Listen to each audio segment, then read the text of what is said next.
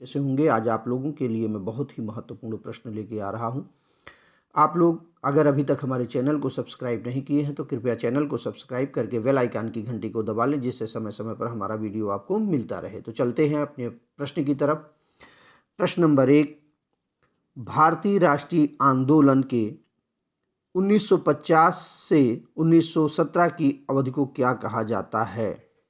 ए, उदारवादी चरण, बी, उग्रवादी चरण, सी, गांधी युग, और डी, इनमें से कोई नहीं। तो आपका जो सही आंसर है वो है बी। यह है आपका बी सही आंसर है, उग्रवादी चरण।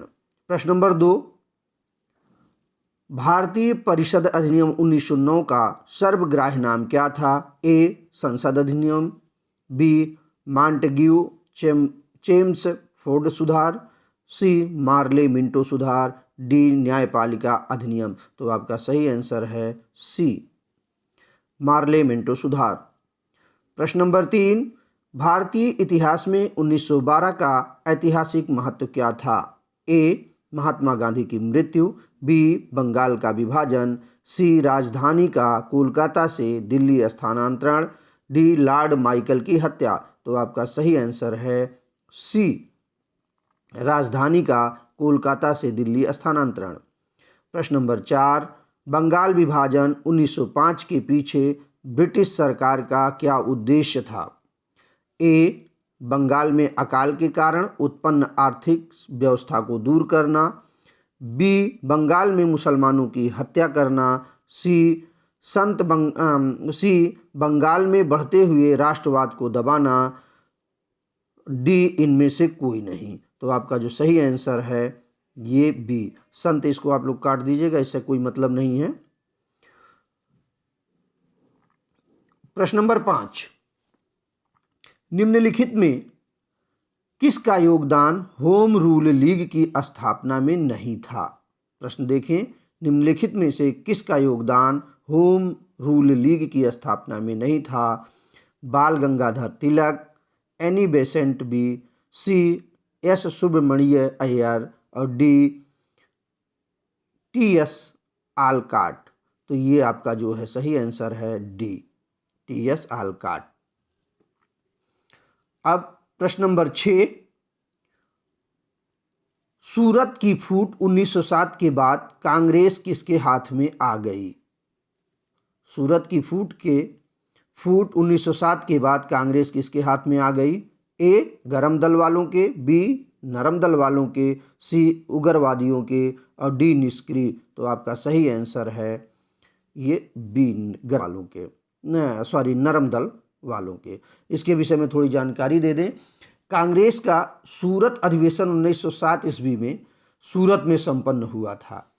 ऐतिहासिक दृष्टि से यह अधिवेशन बहुत ही महत्वपूर्ण था। गरम दल तथा नरम दल के आपसी मतभेद के कारण इस अधिवेशन में कांग्रेस के दो भाग में विभाजित किया गया, क्योंकि दो भागों में विभाजित हो गया था। इसके बाद 1916 में लखनऊ अधिवेशन जब हुआ तो पुनः दोनों दलों को आपस में मिला दिया गया, विलय कर दिया गया। तो ये आप लोगों के लिए जानकारी थी। प्रश्न नंबर 7, भारतीय स्वतंत्रता संग्राम के संदर्भ में 16 अक्टूबर 1905 निम्नलिखित कारणों में से किसके लिए प्रसिद्ध है? प्रश्न देख लें, भारतीय स्वतंत्रता संग्राम के संदर्भ में 16 अक्टूबर 1905 निम्नलिखित कारणों में से किसके लिए प्रसिद्ध है? तो ये आपके ऑप्शन हैं। ए, कलकत्ता के टाउन हॉल में स्वदेशी आंदोलन की औपचारिक घोषणा की गई थी, बी, इस दिन आधिकारिक रूप से बंगाल विभाजन लागू हुआ था, बंगाल विभाजन को ही कहते हैं। दादा भाई, सी है, दादा भाई नौरोजी घोषणा की कि भारतीय कांग्रेस का लक्ष्य स्वराज्य है, डी, लोकमान्य तिलक ने पूना में विदेशी आंदोलन प्रारंभ किया। तो आपका सही आंसर बी है, ये आपका सही आंसर है। इसके विषय में भी हम थोड़ा जानकारी आपको दे दें। बंगाल विभाजन आधिकारिक रूप से 16 अक्टूबर 1905 से लागू हुआ। इसी दिन को बंगाल में शोक दिवस के रूप में मनाया जाता है। उस दिन घरों में भोजन नहीं बना, सभी दुकानें एवं बाजार बंद रखे गए थे। तो रविंद्रनाथ टैगोर के सुझाव से विभाजन दिवस को रक्षाबंधन दिवस या राखी दिवस के रूप में मनाया गया था, रविंद्रनाथ टैगोर जी के सुझाव से। तो प्रश्न नंबर 8 चलते हैं।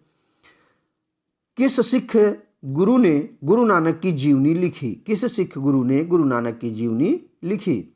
ए गुरु अर्जुन देव ने, बी गुरु अमरदास ने, सी गुरु अंगद ने और डी गुरु रामदास ने। तो आपका सही आंसर है ए गुरु अर्जुन देव ने। गुरु अर्जुन देव ने ही इनका लिखा था। गुरु अर्जुन देव ने 1581 से 1606 ईस्वी में सिखों के 5वें गुरु हुए थे। इन्होंने सिखों के धार्मिक ग्रंथ आदि ग्रंथ की रचना भी की थी। तो ये हो गया प्रश्न नंबर 9। टीपू सुल्तान की राजधानी कहाँ थी? ए भाग्यनगर, बी श्रीरंगपट्टनम, सी मैसूर और डी बंगलौर। प्रश्न फिर से देख लें। टीपू सुल्तान की राजधानी थी या कहाँ थी? ए भाग्यनगर, बी श्रीरंगपट्टनम, सी मैसूर, डी बंगलौर। तो आपका सही आंसर है बी श्रीरंगपट्टनम। टीपू सुल्तान की राजधानी श्रीरंगपट्टनम में थी, जहां पर 1772 में उसने अंग्रेजों के साथ तृतीय आंग्ल मैसूर युद्ध में संधि की थी। ये आपके लिए जानकारी है। प्रश्न नंबर 10 और आखिरी प्रश्न है। मुगल बादशाह का एक बड़ा शायर भी था। मुगल बादशाह एक बड़ा शायर भी था जिसके द्वारा अपने आखिरी समय में कहा गया, यह शेर विख्यात है, कितना है बदनसीब जफर के दफन के लिए, 2 गज जमी भी ना मिली कुए यार में। Option A Mohammad Shah, B Bahadur Shah, C Ahmad Shah और डी इनमें से कोई नहीं। तो इसमें कौन सा दोस्तों? ये है आपका प्रश्न बी आपका सही आंसर है।